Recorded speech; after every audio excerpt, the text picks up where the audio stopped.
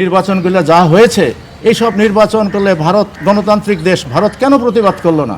ভারত কেন আমাদেরকে এইভাবে নির্বাচন ছাড়া, ভোট ছাড়া একটা রাষ্ট্র পরিচালনা করার সহযোগিতা করলো? তার মানে কি ভারত আমাদের ভালো চায় না? Very simple.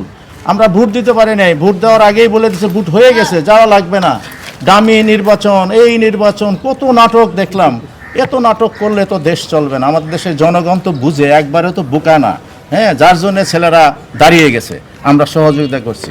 এটা ছেলেদের একার বিপ্লব না, সম্মিলিত বিপ্লবেই সে চলে গেছে।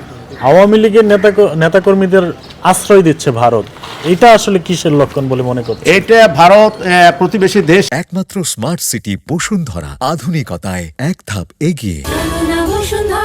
হিসাবে এটা আশ্রয় দিবেই, ওদের সাথে ভারতের একটা সম্পর্ক আছে। তার চেয়ে বড় কথা হলো আওয়ামী লীগের নেতাদের আমরা অনেকে আশ্রয় দিয়েছি, আমরা আমাদের সহযোগিতায় অনেকেই চলে গেছে। এটা ঠিক হয়নি। এটা তাদের এই ভুলটা বোঝা উচিত যে দেশপ্রেমিকতা থাকলে এই লোকগুলোকে বিচারের আওতায় আনতে হবে। কারণ এরা যা করেছে, যে এই যে বিচারগুলো, অবিচারের নামে যে বিচারগুলো করেছে, এটা কখনোই দেশের মানুষ পছন্দ করে না। এটার সাথে আমি সংযুক্ত করতে চাই, ঐতিহাসিকভাবে ভারত সিকিম, হায়দ্রাবাদ, জয়পুর, আরও অনেক দেশ তারা আগ্রাসন করেছে, কাশ্মীরে করতেছে।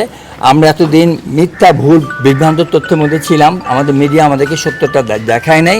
ভারত একই চাণক্য নীতি চলে যাচ্ছে। আপনাদের চাণক্য নীতি জানতে হবে, ভারত এটা থেকে কখনই ফিরবে না। এটা ওদের অস্থি রক্তে মাংসে লেখা রয়েছে। যে কোনো দেখেন, ফেনীর বাঁধ ভেঙে দিয়ে পানি দিয়ে আলাপ করে দিয়েছিল দেশটা, করেছিল না? আনসার বিদ্রোহ করেছিল না? আমাদের একটা জুডিশিয়াল কু করার চেষ্টা করেছিল না?